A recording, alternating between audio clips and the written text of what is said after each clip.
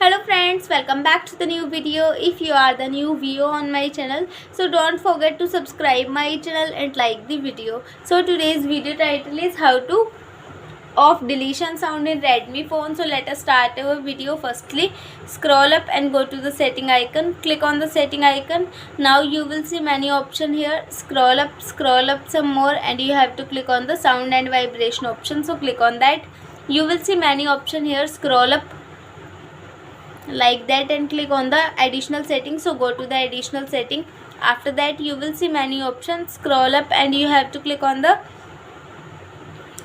deletion sound option. Here you will see which is already on in our mobile phone. If you want to off this, so firstly off this. So it means that it doesn't produce sound when we deleting any file, any photo, or any call recording. I will show you by deleting photo. So go to the gallery first.